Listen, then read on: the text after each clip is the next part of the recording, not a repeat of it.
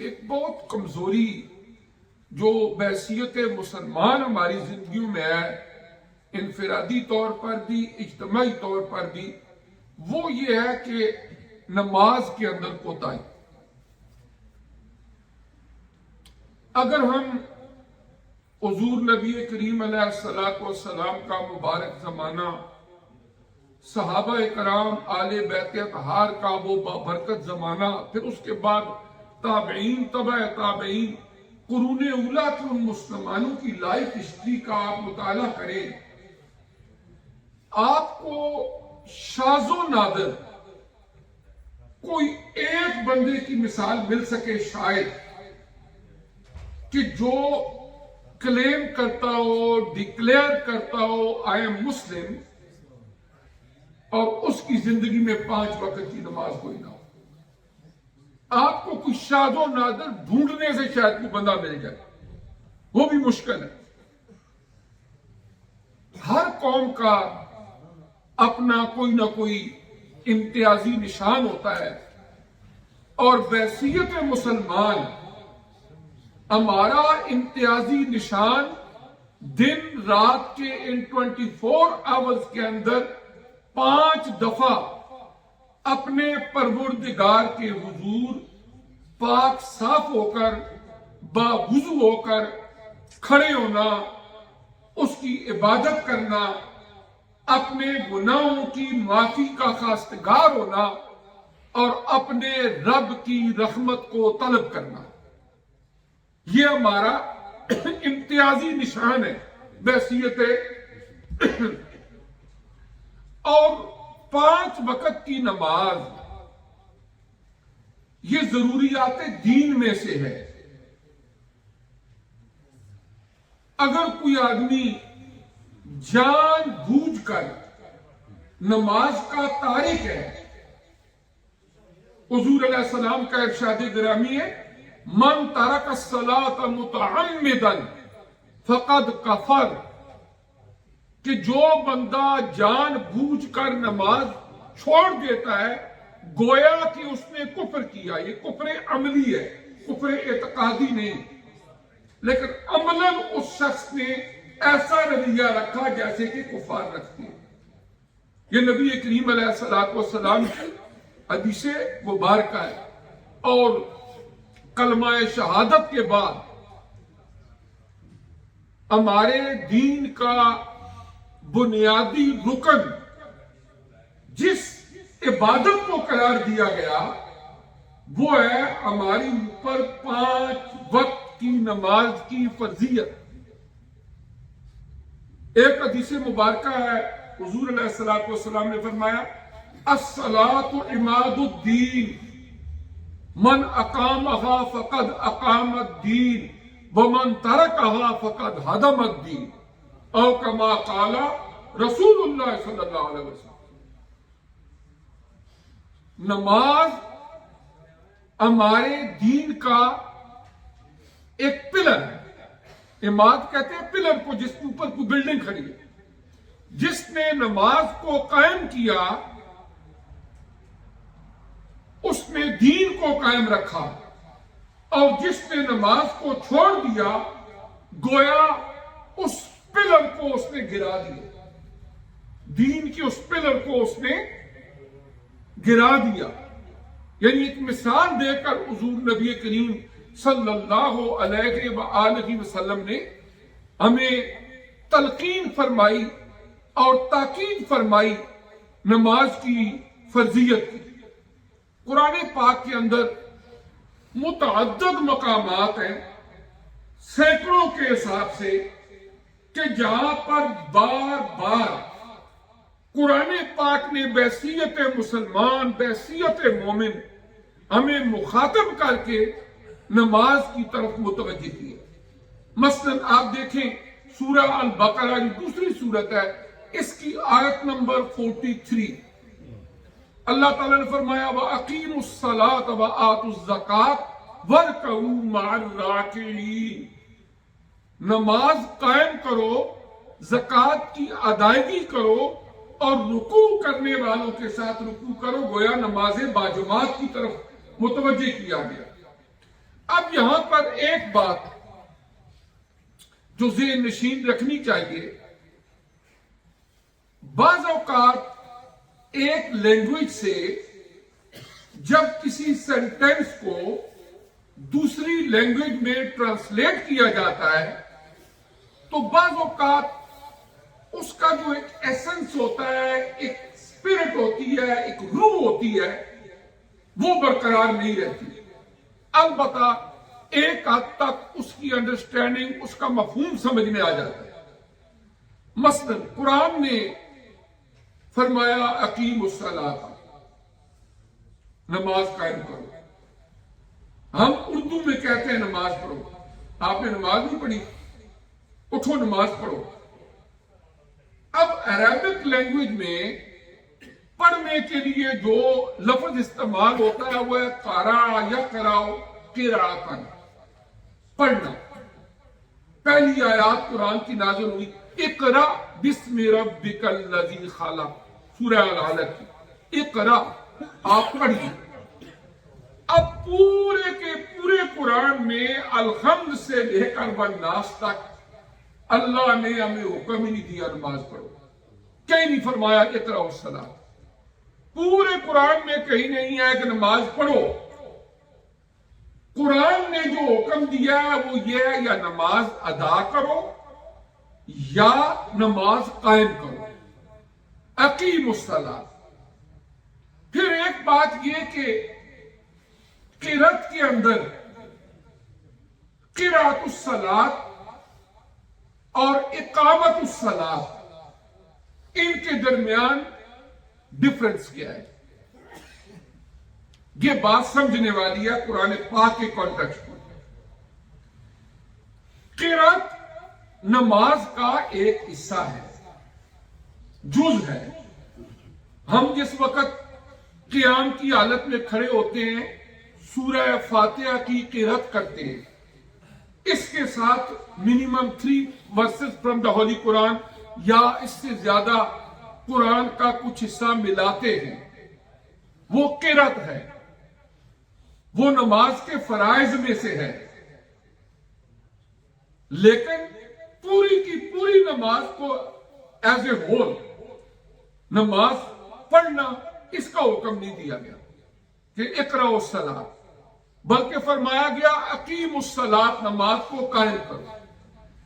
اب پڑھنا کیا ہے کہ ایک آدمی کسی قاری صاحب کے پاس، امام صاحب کے پاس، والدین کے پاس بیٹھ کے نماز کا طریقہ سیکھ کے ان ورڈنگ کو حفظ کر لے، ثنا پڑھنی ہے، سورہ فاتحہ پڑھنی ہے، سورت ملانی ہے، تشہد بیٹھنا ہے، رکوع و سجود کرنے ہیں، اس میں جو جو ورڈنگ ہم نے پڑھنی ہے اس کو یاد کر لیا، پھر نماز کے دوران اس کو پڑھا، یہ تو ہے پڑھنا۔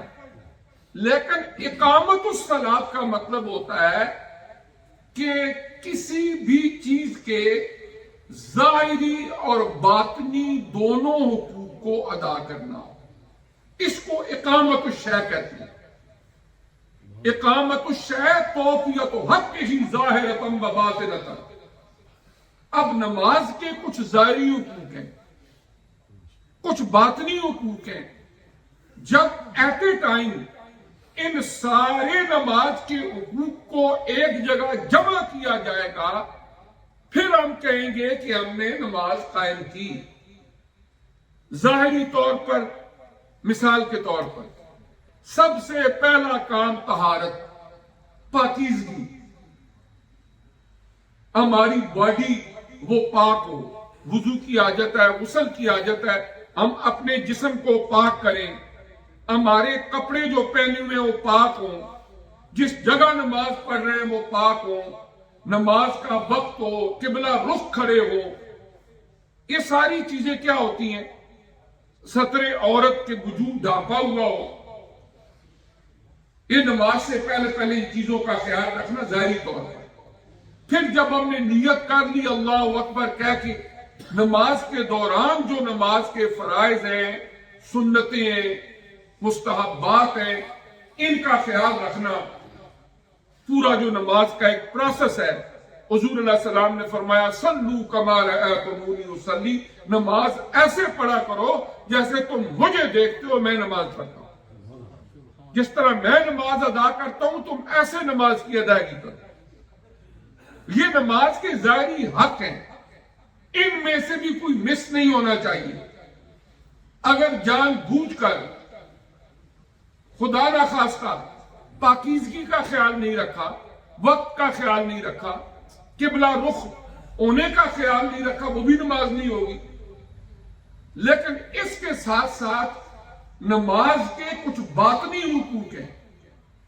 سب سے بڑا حق قرآن پاک نے فرمایا متوجہ اللہ ہو کے نماز پڑھو، ریاکاری نہ ہو۔ وَيْلٌ لِّلْمُصَلِّينَ الَّذِينَ هُمْ عَنْ صَلَاتِهِمْ سَاهُونَ، ہلاکت ہے ان نمازیوں کے لیے جو اپنی نماز کے اندر غفلت کا برتاؤ کرتے ہیں، سستی کرتے ہیں، آگے فرمایا وَهُمْ يُرَاءُونَ، اور وہ دکھاوا کرتے ہیں۔ نماز کی ادائیگی تو کی، لیکن اس لیے کہ لوگ کہیں نمازی ہے، یا لوگوں کو دکھانے کے لیے۔ جب کسی کے سامنے نماز پڑھی تو بڑے خشوع خضوع سے لمبے لمبے سجدے کیے، جب اکیلی پڑھ گئی تو بس 2 منٹ میں فارغ ہو گئے۔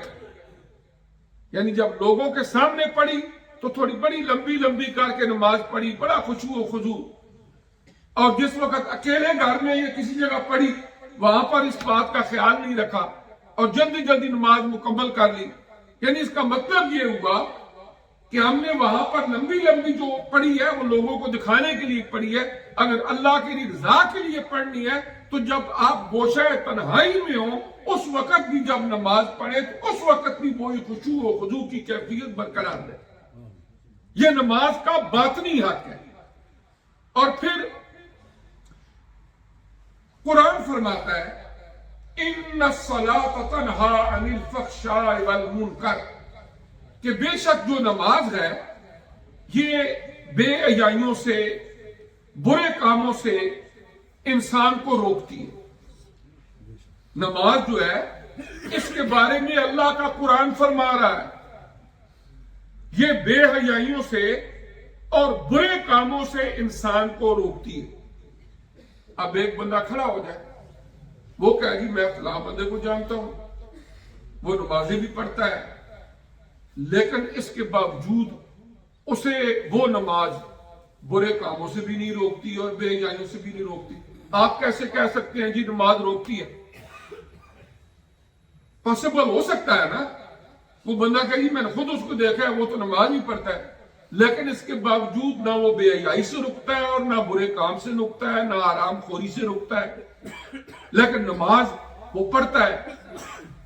اگر روکتی ہوتی نماز تو اسے بھی روک لیتی۔ اس کا کیا جواب ہے؟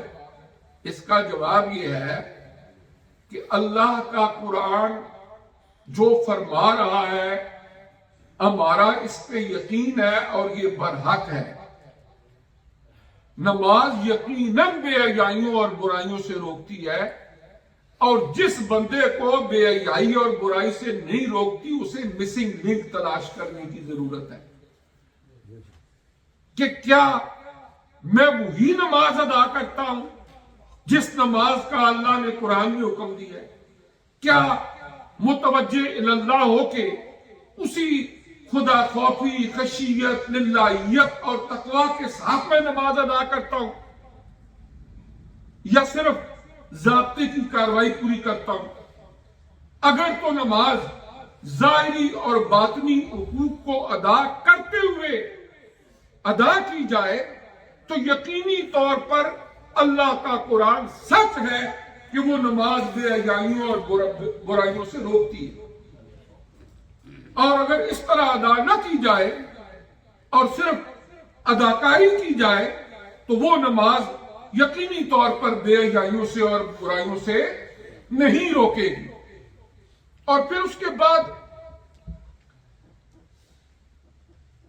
جو نماز ہے اس کی اہمیت قرآن پاک نے اور احادیث مبارکہ میں اتنی زیادہ بیان کی گئی ہے کہ جس کی کوئی حد ہی نہیں۔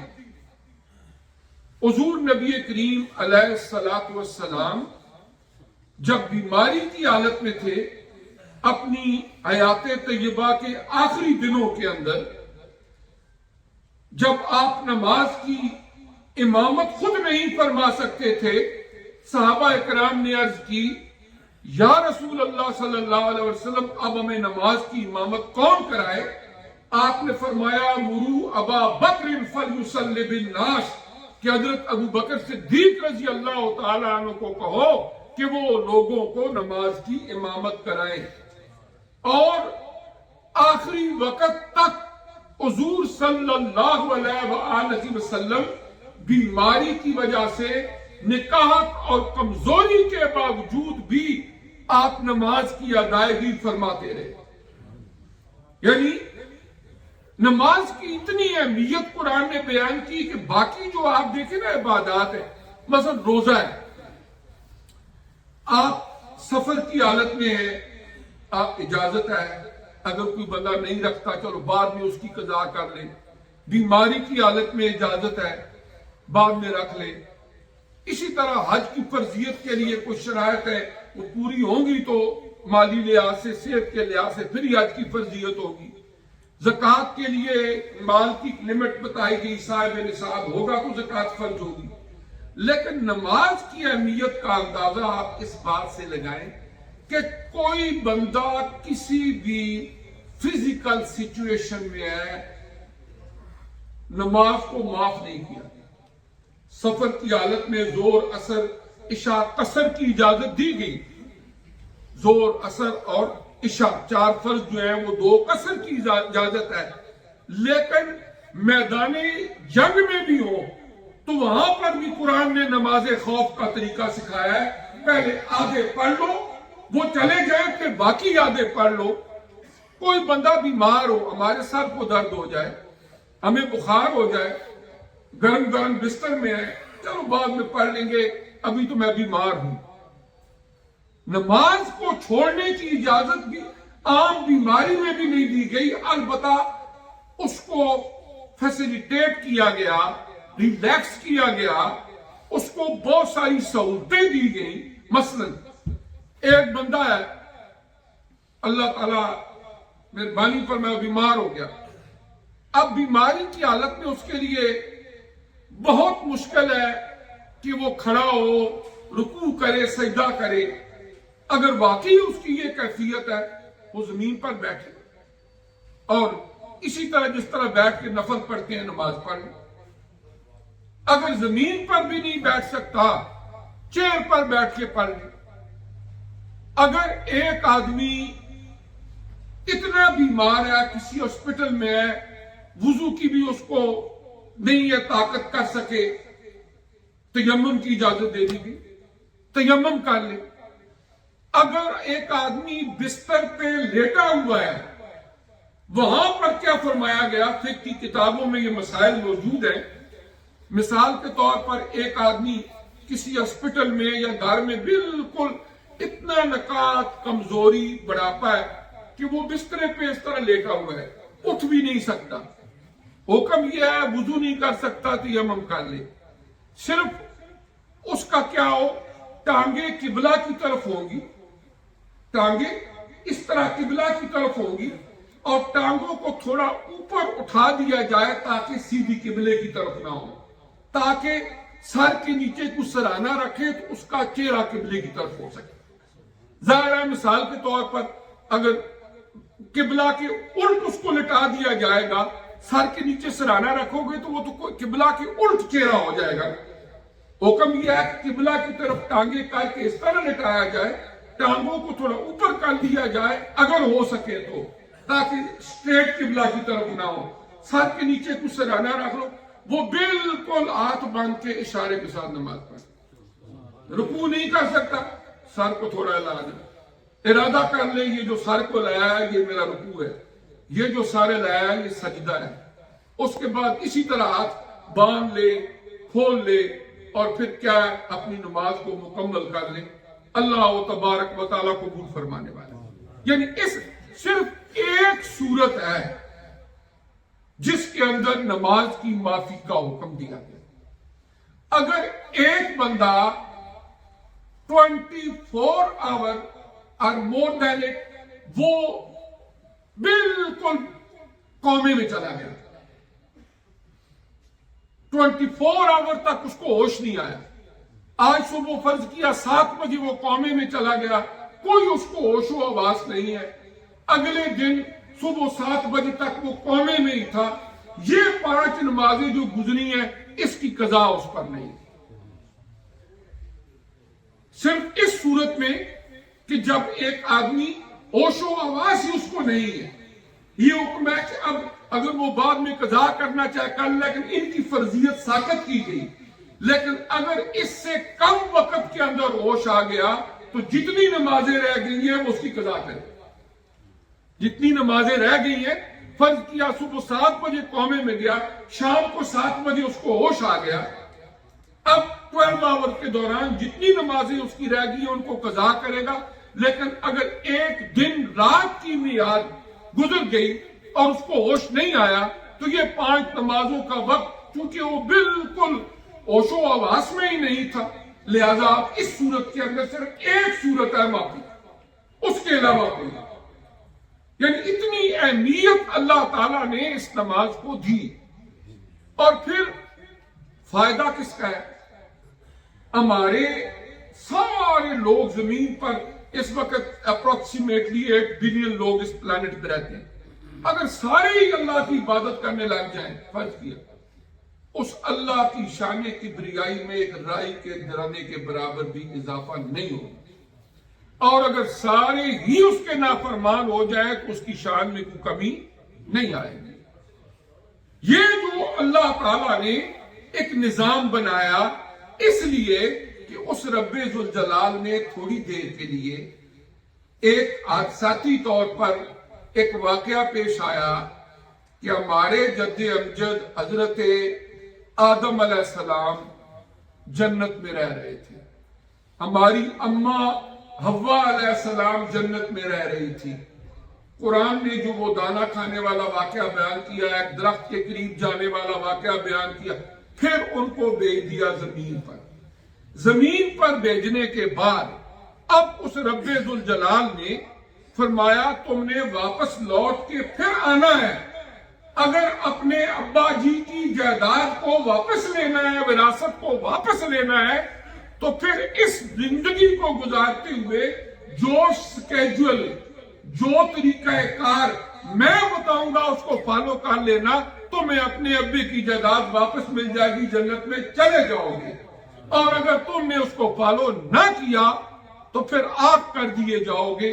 اور پھر دوسری طرف یہ سمپل سا فارمولہ ہے، اس کو اللہ نے قرآن میں بیان فرمایا ہے۔ اب یہ اس کے لیے سب سے بڑی اہمیت جس چیز کو دی گئی عبادات میں سے وہ ہے نماز، اور ہمارے معاشرے کے اندر ایز بینگ مسلمان باقی چیزوں میں بھی کوتاہی ہوگی، ہو سکتا ہے جن کے اوپر آج فرض ہے وہ کوشش کرتے ہیں چلو ایک دفعہ یہ کر آئے، باقی بھی چیزوں میں کمی کوتاہی اللہ تعالیٰ دور فرمائے، لیکن مسلمان معاشروں کے اندر نماز کی کوتاہی ایک اتنا بڑا وبال بن چکا ہے، میں یہ سمجھتا ہوں کہ ہم اللہ کے غضب کو خود دعوت دے رہے ہیں۔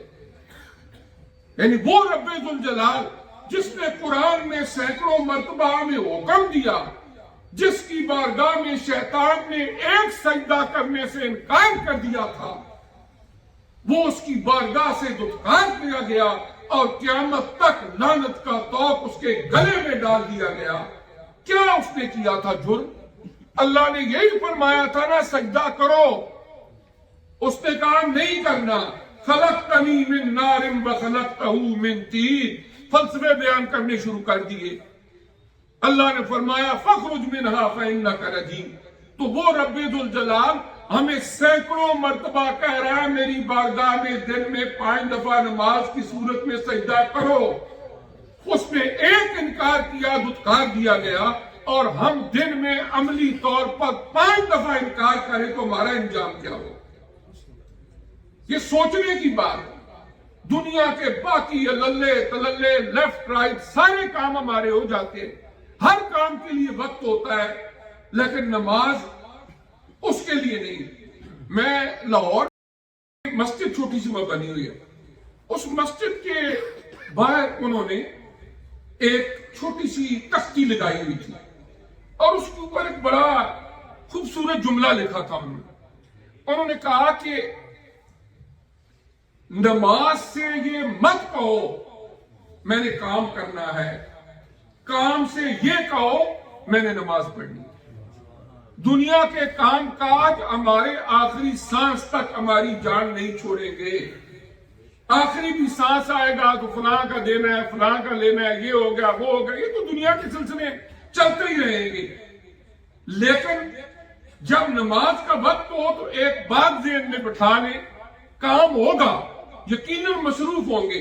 کام کو کہو آپ ذرا تھوڑا سائڈ پہ ہو جاؤ، میں نماز پڑھ کے آتا ہوں. نہ کہ نماز کو کہو کہ تم جاؤ میں بہت مصروف ہوں اور میں نے ابھی یہ کام کرنا. یعنی ہماری دیکھیں نا محلے کی مساجد، دیگر قریب ترین واکنگ ڈسٹینس جہاں پر بھی آپ لوگ رہتے، نماز کے لیے کم از کم بندہ مسجد میں آ کے نماز پڑھے، اس کا کئی گنا زیادہ ثواب ہے. اور پتہ بھی چلتا ہے کسی بندے کے حال و احوال کا بھی پتہ چلتا ہے. حضور علیہ السلام کی ایک حدیث مبارکہ فرماتا ہے میرا دل کرتا ہے کہ جو لوگ جان بوجھ کر جماعت کی نماز ادا نہیں کرتے ان کے گھروں کو میں آگ لگا دوں، لیکن مجھے بچوں اور عورتوں کا خیال نہ جاتا. اور اس طرح یہ ہے کہ ہمیں کوشش کرنی چاہیے ہم سب کو کہ ہم کم از کم نماز کو اپنی زندگی کا حصہ بنائیں. ہر بندے کو اپنی کمی کوتاہی کا پتہ ہوتا ہے اور میں تو اس میں ظن رکھتا ہوں آپ سارے ہی 5 وقت کے نمازی ہیں، لیکن اس کے باوجود اپنا جائزہ لے کے انالیسس کر کے کہیں کو کمی کمزوری ہے کہ کوئی کہتا ہے میں بس 2 اثر پڑھ لیتا ہوں، کوئی کہتا ہے میں فلاں پڑھ لیتا ہوں. لیکن ہر بندہ رات کو سوتا ہے، سارے سوتے ہیں. اب ایک بندے نے صبح اٹھ کے 10 بجے 9 بجے ڈیوٹی پہ جانا ہے، وہ الارم ہی لگایا 9 بجے کا. اچھا میں ابھی سو رہا ہوں، صبح 9 بجے اٹھوں گا، نہاؤں دھوؤں گا، بریک فاسٹ کروں گا، کام پہ جانا ہے. اس کی زندگی میں نماز کا خیال ہی کوئی نہیں کہ میں مسلمان ہوں، مجھے الارم تو لگانا چاہیے صبح نماز کا، میں نماز پڑھوں گا، پھر اس کے بعد جو کام کرنا ہوگا. اس کی مسلمانی جو ہے وہ ایک سوالیہ نشان ہے کہ جو بندہ اپنی زندگی کے اندر نماز کو اہمیت دیتا ہی نہیں ہے، جبکہ اللہ کا قرآن اور اللہ کے نبی نے سینکڑوں مقامات پر بار بار ہمیں تاکید کی ہے کہ یہ 5 وقت کی نماز تمہاری اوپر اللہ تعالیٰ نے فرض قرار دی ہے. اللہ پاک میری بھی آپ کی بھی کوتاہیوں کو دور فرمائے. جزاکم اللہ خیر.